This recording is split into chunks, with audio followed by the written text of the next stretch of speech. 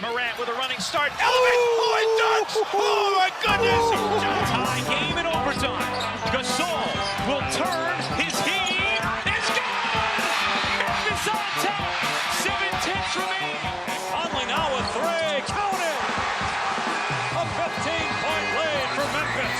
And Blake Griffin gets into it on the floor with Randolph. Hard to tell if there are any punches being thrown under there, but Griffin took acceptance. Adams going long. Morant! He hit it! John Morant, insanity! You gotta be kidding me. Welcome to Grits and Grinds, a Memphis Grizzlies podcast. Grizzlies win edition. My name is Keith Parrish. The Grizzlies rallied from a large deficit to take down the Chicago Bulls. Jaylen Wells had 24 points and 6 assists and hit the game-winning three-pointer. He added to his growing clutch resume. Also in this game, Zach Edey was heavily involved, plus Jay Huff delivered again. On today's episode, I'm going to talk about the comeback victory over the Bulls. Before I do, just a reminder, an alert for the Patreon supporters. Our fantasy basketball drafts in our head-to-head leagues are happening this week. So basically your deadline, let's say Wednesday morning, if you want to play head-to-head fantasy with me and other listeners. Go to patreon.com/fastbreakbreakfast. We're having a draft on Tuesday night and on Wednesday night. Now, the negative fantasy league, that drafts on Sunday. So the sign-up deadline will be, Saturday night sometime. So if you want to play in the negative fantasy league, you have this week to sign up for Patreon, patreon.com/fastbreakbreakfast. If you join at the $5 a month tier, you get access to those fantasy basketball leagues. You get an extra bonus episode a month, plus you can join the listener Slack channel. So if you want all that and you want to support this independent Grizzlies podcast, do it at patreon.com/fastbreakbreakfast. All right, the Grizzlies were shorthanded against the Bulls. Desmond Bane and Marcus Smart got the night off. This was a scheduled night off. Apparently Marcus Smart isn't hurt. This was just a night off. Also, by the way, Santi Aldama and Luke Kennard got the night off. So, if you're keeping track at home, that meant no Ja Morant, no Desmond Bane, no Jaren Jackson Jr., no Marcus Smart, no Vince Williams, no Gigi Jackson, no Santi Aldama, no Luke Kennard, no problem.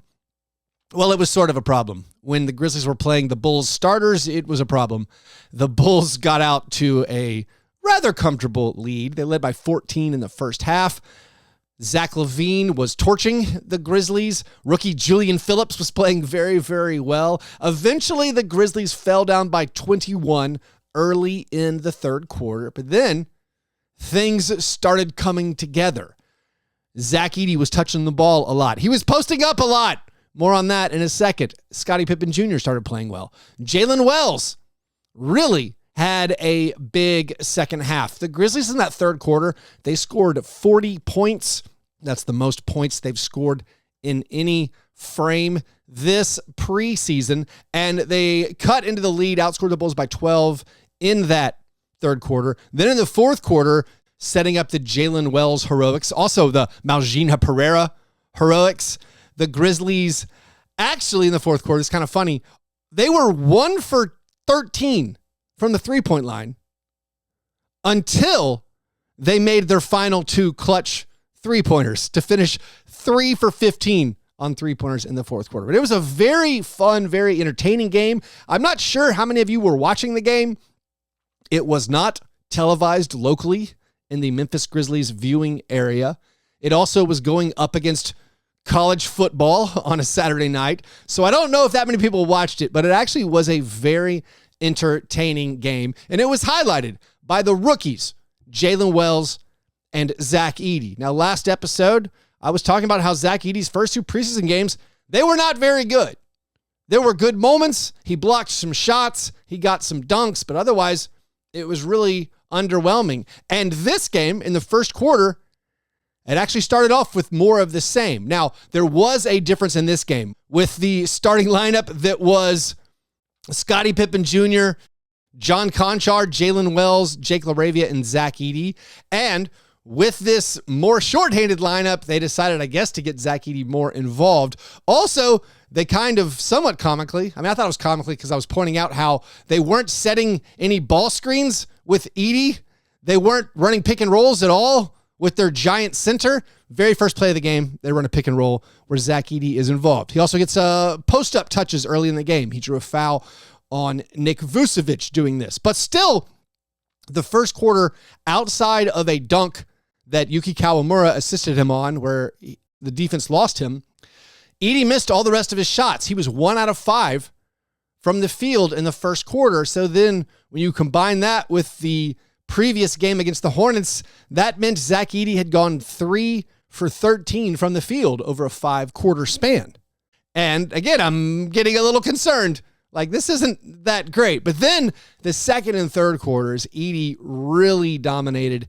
In those quarters, he made 4 out of his 5 field goal attempts. He converted his right hook shot over and over. Also got offensive rebounds. He had a very, I'd say, dominant play. This is the kind of thing I've been hoping to see from him, where he held off a rebounder with his left arm and then tapped the ball in with his right arm. So that was great to see. Also, he picked up some assists. He finished with a monster stat line. Just in the second and third quarters, he had 11 points and 3 assists, but he finishes the game 15 points, 8 rebounds, 4 assists, and 3 blocks. So awesome numbers in just about 22 minutes. The assists, a couple of them were very basic, very easy, but in a good way. Kick out assists to Jaylen Wells. Jaylen Wells got these open 3-point looks where he would throw the ball into the post. Jaylen Wells' man would help off too much, and then Zach Edey would just kick it back out to the shooter. The shooter made the shot. So that was very, very cool to see. This was a very strong performance from Zach Edey. It was good to see him bounce back in this way. And Zach Edey wasn't the only big man playing well. Once again, Jay Huff was incredible. I'll get to Jaylen Wells in a second, but Jay Huff looking very impressive. He scored 18 points, besting the 15 points he had against the Hornets. Jay Huff keeps making 3-pointers. He was 4 out of 9 from the 3-point line, finished also with 9 rebounds, got 4 of them on the offensive glass. The Grizzlies as a team got 19 offensive rebounds. They finished with 58 rebounds. And I don't know how much we're supposed to take away from preseason stats. I mean, preseason stats don't matter, but maybe this is a thing. This was the second preseason game where the Grizzlies got more rebounds than they did in any regular season game last season. Last season, their high for rebounds in a game was 54 against the Mavericks, and now against the Bulls, they've topped that number. So maybe the want to, the willpower, the scheme is helping them get more rebounds. Of course, one of the things that helps rebound totals the most is missing shots. So with preseason getting a lot of shots up, I mean, there's a higher pace. There's a lot of possessions. I mean, this is a high-scoring game. 124 to 121 was the final score. The Grizzlies had 73 points in the second half. And yes, that's when the Bulls stopped playing most of their regular rotation players. But still, Grizzlies won this game in part because of getting a bunch of rebounds. Also, they made a lot of 3-pointers. They took and made a lot of 3-pointers. They finished 17 for 48 from the 3-point line. So those are big numbers. But Jay Huff, a big part of that 3-point attack. And when you put up 18 points, 9 rebounds, and block a shot after posting similar numbers in previous games, that's turning heads. And we now have to think, is Jay Huff deserving of a regular season rotation spot? Would you play him now over Brandon Clark or Santi Aldama? I mean, Brandon Clark only played in the first half. He did not get the night off after having the game off against the Hornets with a sore knee. Brandon Clark missed his only 2 field goal attempts. They were both 3-pointers. He did pick up an assist, throwing the ball into the big man, threw it into Zach Edey for a rather tough layup that Edey converted. Now, Brandon didn't play in the second half, like I said. That concerns me. Was this on purpose? Was it because they were losing? Was it because Brandon Clark's knee got sore again? I didn't see any post-game media comments. I haven't found it. If Taylor Jenkins did post-game media availability, if anyone asked him about Brandon Clark not playing, I don't know. But from Brandon Clark not playing in the second game because of knee soreness and then not appearing in the second half when it seems like maybe he would have, I don't know. That is something to monitor. But with Santi Aldama on an expiring contract and with his inconsistency shooting the basketball, although he shot it fine in the 2 preseason games so far, and with Brandon Clark returning from injury and maybe not being a total perfect fit with what they're trying to accomplish, I think Huff's done a lot where you're like, would that be a guy off the bench? Now, I'm a huge Brandon Clark fan, and I'm not advocating for it yet, but Huff has done enough where you're like, whoa, this guy might be legit. And when you're 7'1" and you can block shots like he blocked Modest Buzelis at the rim, a very impressive block on the Bulls lottery guy. If you protect the rim and stretch the floor and rebound, that's what everybody's looking for. So Jay Huff is definitely making a case to be offered more playing time. Also making a case, could he be the two-way guy who gets promoted to a standard contract? We'd always thought it was Scottie Pippen Jr. He was the leader for that spot. We think they're going to use the 14th roster spot on one of the two-way guys, promoting one of the two-way guys. And Scottie Pippen Jr. was thoroughly outplayed by Jay Huff over the past 2 games. Now, Scottie Pippen Jr. was very good, I felt like, in the first 2 games, despite having 8 total turnovers. Scottie Pippen Jr. was not very good in the first half of this game. He got it together in the third quarter. In the first half, having to go against the other team's ones, against their starting lineup, it was a bit rough. He did force Zach LaVine into a turnover where he forced an offensive foul on Zach LaVine, and frankly, it might have been a bad call. He deflects the ball. He gets a hand on the ball, maybe gets away with a foul, and then he flops. And the officials give him the benefit of the doubt. They give Scottie Pippen Jr. this offensive foul call. And that's the kind of thing that Pippen is good at. However, I'm not sure the call was correct. And then my conspiracy theory is the referees were a little bit sore about missing that call, and they didn't give Scottie Pippen Jr. any more calls the rest of the night. Scottie Pippen Jr., you could argue, got maybe a bad whistle. Taylor Jenkins definitely thought so. He thought he got bumped on a drive where it should have been a defensive foul and Pippen should have gotten free throws. My theory is the refs felt like they missed the first call where they gave Scottie Pippen Jr. the benefit of the call, and they're like, hey, we're not falling for any of your tricks later. There was a first half play where Scottie Pippen Jr. lost the basketball, basically an unforced error.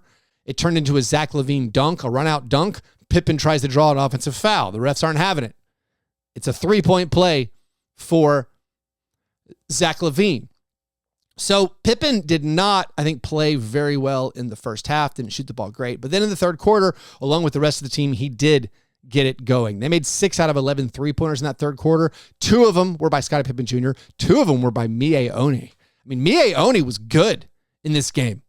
I don't know that much about him, but I know he has NBA experience, and he played really, really well for the Grizzlies in this game. Now, let's get to Jaylen Wells. I haven't talked enough about Jaylen Wells. Jaylen Wells, the star of this basketball game, puts up the gaudy stats, 24 points and 6 assists, makes the game winner.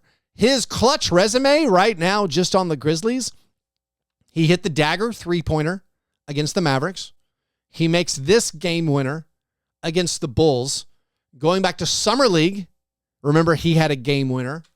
Also scored 28 points in the Summer League semifinals. Scores 24 points in this one. And it's not just the shooting. 4 out of 10 from the three-point line. We love the shooting. Don't get us wrong. We want the shooting. He was drafted for the shooting. The shooting is the most important skill. But the thing that gets me excited was the things he did in this game, scoring the basketball, not from the three-point line. Now, if Jaylen Wells had made 4 three-pointers and hit the game winner, we would praise him. Like, that's good enough right there from the second-round pick. to say, hey, great game. We're excited to see Jaylen Wells. But the thing that gets me super excited, and the thing that I'd been picking on him for the first 2 preseason games, I did not think his first 2 preseason games were very good. This preseason game, I was very impressed by his drives towards the basket. I think having more than one NBA skill, while acknowledging the three-point skill is absolutely the most important skill, showing he can do other things, I think, is what is going to differentiate him. It's what's going to get him on the court. It's what's going to keep him in the league. And he had multiple driving baskets. He had multiple plays where he absorbed contact and still finished. He drew a shooting foul in the first quarter, drew a foul on Josh Giddey. He used the Euro step. Maybe it's a travel. That's a gray area. He slowed down so much on a Euro step. It was Kyle Anderson-like, where the defense finally went by and then he shot it. The Bulls announcers thought it was a travel. But those types of plays from Jaylen Wells, I loved. The passing, the 6 assists is very, very good. That number, maybe not a true reflection of the playmaking that he was doing, as in like it might be overemphasizing his passing. Several of those assists were just swinging the ball to a perimeter player. Like he swung it to Scottie Pippen Jr., Scottie Pippen Jr. then drives and hits a layup. He swung it to shooters. Those guys made threes. Now that's important, but it's not like he was creating things off the dribble and then finding guys for layups or something because the defense reacted to him. So it wasn't like he was making those creating advantage plays, although he did find Malgina Pereira for that clutch 3. Incredible catch on the pass by Pereira in the corner, and then he drills the corner 3-pointer. That stuff from Pereira, very exciting to see. I remain a big fan of his game. Jaylen Wells did hit it, John Conchar for a layup. We can call that one of those super assists early in the first quarter. That was one of the back cuts to the basket that we think is one of the features of this new offense that the Grizzlies have installed. But I was so encouraged from the all-around game, the scoring at multiple levels from Jaylen Wells. And I think rightfully he's inserted himself in the conversation for more playing time, and arguably deserving of the playing time over like John Conchar and Jake LaRavia. I feel like the Grizzlies fan base right now, most of them want Jaylen Wells to play over John Conchar and Jake LaRavia. And I get it. It's an exciting new young player who has already impressed us in multiple games going back to Summer League, and he's a shooter. And we clearly need shooters. And Jake LaRavia, very inconsistent shooter. John Conchar, not much of a shooter. Now, I do think it's unfortunate for John Conchar in this game where people are clamoring for Jaylen Wells. John Conchar played really well in this game. John Conchar's had a good preseason. John Conchar just in this game, he had 4 offensive rebounds. He had 5 assists. He had 3 blocks. John Conchar is tied with Zach Edey for the most blocks in the preseason. John Conchar's having a good preseason. John Conchar's a good basketball player. Would I start Jaylen Wells over John Conchar if that's the 2 players it came down to? I don't know. Here's what I'll say. If all the regular players are available for the game against the Pacers on Monday night, and you're trying to decide who the 5th starter is, I do think Jaylen Wells has earned the opportunity for us to see what that looks like. Let's see what it looks like if we start Desmond Bane, Marcus Smart, Jaylen Wells at the 3, and then Santi Aldama at the 4, and Zach Edey at the 5. Now, I think there's a good chance, just based on history, that Zach Edey gets the night off. Zach Edey's played in all 3 preseason games. Do they want him to get more reps? Do they want him to build off the very, very good Bulls game, or will they give him the night off? I don't know. But I think Jaylen Wells has earned the opportunity to see what it looks like. But I still think very likely the things that John Conchar provide and that Jake LaRavia provide, both of those guys are solid defenders. Both of those guys are pretty good rebounders. John Conchar is the superior rebounder. And those are, I think, connective pieces that will fit in very, very nicely when they share the court with Desmond Bane and John Morant and Jaren Jackson Jr. Now, I think Jaylen Wells can play a very low usage role and just space. And then you want to see what kind of defense is Jaylen Wells giving you? What kind of rebounding is Jaylen Wells giving you? But I think Jaylen Wells has been good enough that he gets the opportunity, or should get the opportunity, to see what that looks like. Because also, we know what John Conchar is. I mean, I'm telling you, in my opinion, John Conchar's had a really good preseason, and I don't mind it when he plays because he's a good basketball player. But also, I would like to reemphasize, for 3 years, I've been begging the front office to get players who are better than John Conchar. For years, I've been saying, make Conchar the 12th man again. I like having better players than John Conchar. Unfortunately, we're in the position now where John Conchar has started 2 preseason games. Yes, most of that is because of injury. But also, guys, a lot of that is because the Grizzlies have 2 open roster spots. I don't want people to ever forget that we have 2 open roster spots, and the only free agent we've signed in the last 5 years is Derrick Rose. I feel like that should be a bigger topic of conversation. Every time you feel frustrated that, say, Jake LaRavia or John Conchar's on the court, I want you to repeat after me. The Grizzlies have 2 open roster spots. They're allowed to go into the luxury tax. The only time they've used the MLE in the last 5 years was Tyus Jones in 2019. Just say those things to yourself. We're allowed to sign players.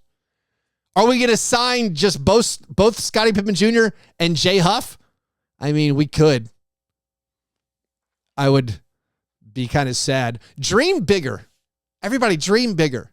We can have Jay Huff and Scottie Pippen Jr. on 2-way contracts and also add other players who might be better than John Conchar. But all that to say, as I get carried away on a tangent once again, Jaylen Wells had a very strong basketball game, finished 9 out of 18 from the floor. Again, 4 out of 10 from 3, great. Want to see that. 5 out of 8 on 2-pointers from Jaylen Wells, hitting floaters, finishing off shots in the paint when Yukikawamura finds him on drives. That's the kind of stuff I want to see, and Jaylen Wells absolutely delivered. All right, now let's take a quick break, and we'll come back and talk about the rest of the players who played.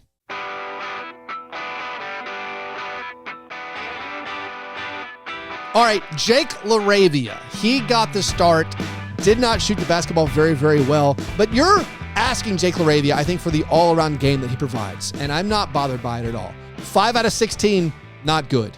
2 for 7 from the three-point line, not great. But he rebounds. He got 9 rebounds, including 3 offensive rebounds. He creates plays on the defensive end. He also creates plays on the offensive end. He gets to the foul line. Consistently, always, he gets to the foul line. He had 9 free throw attempts. Those points count.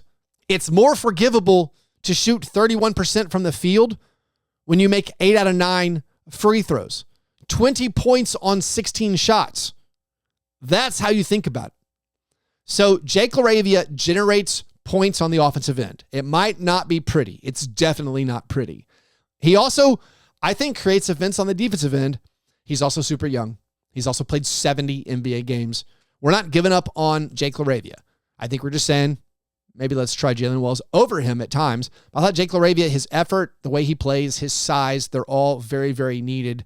And so while the shooting continues to be the biggest issue for Jake, I think the rest of his game, it's coming along fine. And I'm not super bothered by anything yet. Now, Scottie Pippen Jr.'s final line, again, the first half was rough. Third quarter, he started playing a lot better. He finished the game with 11 points, 2 assists, 2 steals, had 3 turnovers, was 4 out of 12 from the field. In the first half, he was just 1 out of 7 from the field. Now, the bench players, we've basically emphasized that Jay Huff was incredible, which he was. Mie Oni made 3 out of his 4 three-pointers. He had 11 points and 4 rebounds. Brandon Clark, no points, 2 rebounds, 2 assists in his 13 first half minutes. The Grizzlies played 11 guys in the first half, which goes back to a pattern they've had before where sometimes when they're more shorthanded, they end up playing more players, which seems like it's reversed from what it would be. Like, hey, if you're missing your top 5 players, maybe don't go to the very bottom dregs of the roster. Maybe short your rotation to the 8 best players you have left. No. The Grizzlies do it opposite. Hey, you're mainly healthy? Let's play 9 guys. Hey, we're missing our top 5? Let's go 11 deep. But they played 11 guys in the first half, meaning like Armando Bacot got in. Armando finished 9 points and 7 rebounds. Good job there, showing a little bit of what he has. Yukikawamura failed to make a shot for the second straight game, but his point guard play was really good. He had some incredible passes. He had one kind of wraparound pass to the corner that was just spectacular. The guy is very good at probing the defense. He's so small, maybe no one can steal the ball from him, although Taylor Horton-Tucker picked his pocket pretty good in this game. But Kawamura finishes with 8 assists, 2 turnovers. He had a steal. He was scoreless. He did post a plus 17 plus minus if you want to manipulate the stats for your own personal gain. Maujina Pereira. Let's finish up by talking about Maujina Pereira. I'm a big fan of Maujina Pereira. If Maujina Pereira is going to make corner threes, well, we need to talk more about Maujina. That might be a guy. I mean, that's already a guy I identified before the preseason game started as, hey, if we promote Scottie Pippen Jr., or now we're thinking, or if we promote Jay Huff to a standard contract, Pereira is the guy I want on a two-way. The guy inhales rebounds. He got 8 rebounds in this one. He's got pretty decent size. I think of him as a 4. He played small forward in this game. I mean, Jay Huff, by the way, played power forward again. I guess when you're a flamethrower from deep, you can do that. But we definitely saw more Zach Edey, Jay Huff, Twin Towers lineups. And we saw Brandon Clark playing alongside Zach Edey with Pereira at the 3. If Pereira can give you small forward minutes, if Pereira can hit corner threes like that beautiful one he made at the end of the game, I'm absolutely even more strongly in favor of keeping him around on a two-way and see what he develops into. Like, we haven't even seen really the playmaking that he had, I think, shown at times in some of his games last year. So, like, Pereira, I think, is a very good all-around player. If he becomes the sort of guy who hits open three-pointers, then I think he's going to stick in the NBA. By the way, a couple more notes to wrap up. So Edey had 4 assists in the first 2 games. He had 0 assists. And I truly wonder if they came into this game thinking, all right, we're missing all the main guys. Let's just post up Zach. Because it did seem notable in the first 2 preseason games that they didn't give him the ball very much.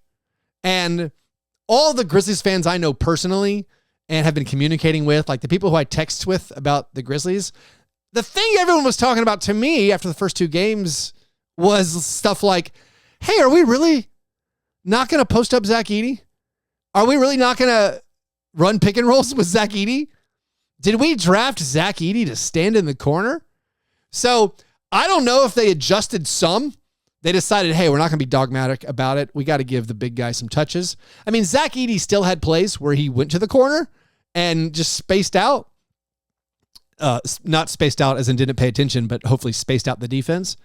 So it's something to continue to monitor, but it was at least, I think, encouraging. One, for Zach to have a strong game like this, to score over actual NBA competition in Nick Vucevic. But how will that look when the main players are back out there? Will it be a low usage role? Will he be not in the paint? So one of the good things in this one with the offensive rebounds that Zach got, it's because he was in the paint. Maybe the spacing wasn't good, but he gets the offensive rebound. Also, when he crashes the glass, that seems like a big benefit for the Grizzlies. Now, the other thing that I still didn't love, and maybe Zach Edey stands haven't made it this far into the episode, but I still don't love how he's not rebounding enough above his head. And in the first quarter, where he was only 1 out of 5 from the field, one of those misses, he had a dunk blocked by Modest Buzelis, and I'm pretty sure it was blocked because he brought the ball down. It was a risky entry pass. By the way, the Grizzlies had a lot of turnovers. Oh, I didn't even mention it. Grizzlies turned the basketball over so much this game too. 21 more turnovers. The Grizzlies right now have had 21 or more turnovers in every single preseason game. Like Jaylen Wells had a turnover trying to pass it to Edey in the post. John Conchar had a turnover floating a pass to Zach Edey. But one of the passes that was risky that Zach Edey actually caught, he brought it down to his waist and then had a shot block trying to go up. So I still wish Zach Edey seemed more assertive on rebounding and keeping that ball high and looking more dominant in the paint. Yes, he had a good game. Yes, he made his post-up shots, but I still want to see even more. I'm asking for more. I want even better from Zach Edey. And by the way, just speaking to the Grizzlies turnovers, speaking to the Grizzlies pace, right now after 3 preseason games, the Grizzlies are 4th in the NBA in pace, but the turnovers are very, very high. Although other teams actually have turned the ball over a little bit more than the Grizzlies. They are 5th right now in the most turnovers. Fun with stats. Jaylen Wells right now, of all players who have appeared in at least 3 preseason games, Jaylen Wells is 1st in field goal attempts per game. Keep getting those shots up, buddy. Anyways, thanks everybody for listening. Really appreciate your support from the Patreon supporters. Again, if you're a Patreon supporter, go sign up for fantasy basketball. The deadline is Wednesday morning for head-to-head leagues. The deadline is Saturday night for the negative fantasy league. If you're not a Patreon supporter, please come play fantasy basketball with me and support this program. Patreon.com/fastbreakbreakfast. All right. You guys have a great day. I'll talk to you soon. Go Grizz.